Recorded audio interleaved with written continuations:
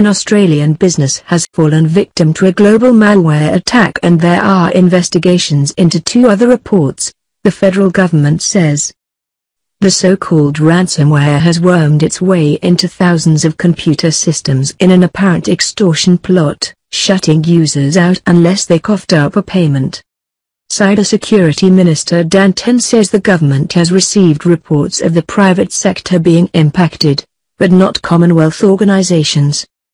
There has been one incident of the ransomware hitting a business here in Australia and there could be 2 other incidents where it has occurred, although we are trying to confirm that, Mr. Tehan told Sky on Sunday evening. We're not talking about a government organisation or a hospital or anything like that. We're obviously working with that business. The Australian Cybersecurity Centre is engaging with them. Earlier on Sunday, Foreign Minister Julie Bishop said authorities were working to confirm if the reports were linked to the global attack.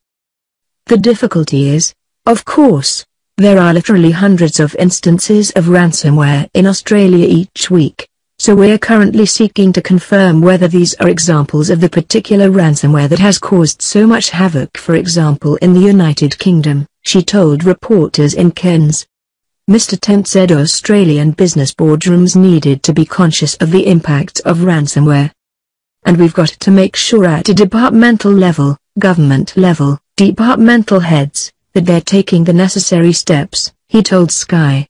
They're aware of this.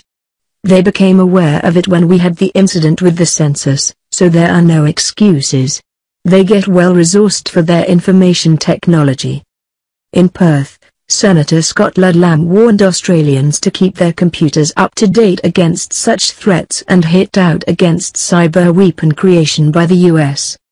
We've seen what happens when the US NSA, National Security Agency, develops hacking tools, effectively weapons for breaking into ordinary people's computers, then loses control of one of those exploits that has then been effectively weaponized by a criminal organization that is now seeking to ransom people, he told reporters.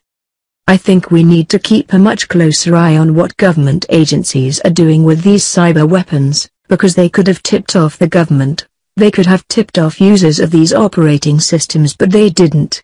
They kept those exploits to themselves. The ransomware attack struck British National Health Service organisations, along with computer networks of companies and municipalities in dozens of other countries. A number of hospitals in England and Scotland were forced to cancel procedures after dozens of NHS systems were brought down in Friday's attack. Spanish telco giant Telefónica and US delivery service FedEx were among the businesses affected.